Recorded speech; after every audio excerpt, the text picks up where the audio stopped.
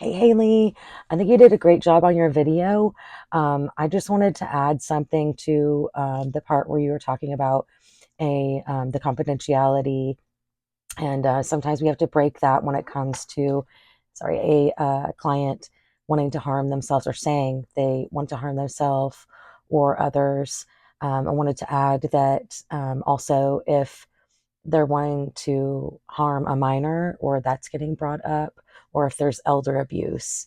Um, and that I thought it was very interesting how you said that we have to be mindful about conflicts that will arise during our sessions and making sure that we don't, give advice, that we don't throw in our beliefs or values, and let them have autonomy, let the client make their own decision on anything or that's going on in their life by talking about it. So I think that's very interesting that you also mentioned the intention of gifts, to think of the purpose of it and the cost of it. That is very good way to think. Yeah, that's the value is separated in different ways, and we want to make sure that it's not harming the relationship that's professional with your client.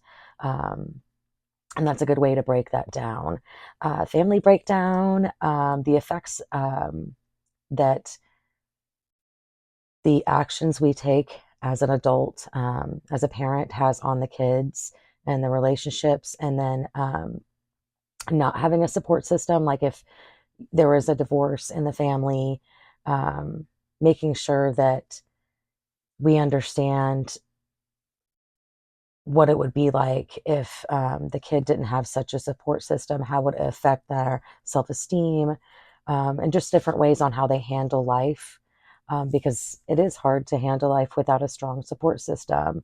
Um, and then also the obligation sometimes parents feel whenever like a kid needs money. If they've moved out of the house, they feel obligated to help their kid because sometimes what if their power goes out and they have kids, grandbabies living in there? So they don't want that to happen. But there is kind of a moral, ethical dilemma when it comes to the conflict between the mismanaging of money. Like if the child is mismanaging money and that's a reason why the parent still needs to help, that makes it a difficult dynamic in the family situation. And then also making sure, if there's family sessions, that other information isn't told without the permission of the client.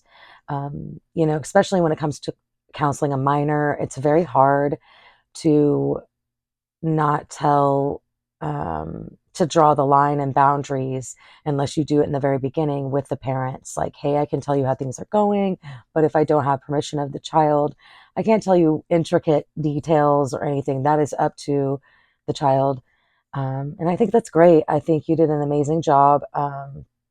And I appreciate your input because it helps me to put things together in a different perspective as well and see things in a different point of view that I wouldn't have thought of. So thank you so much. I appreciate your posts.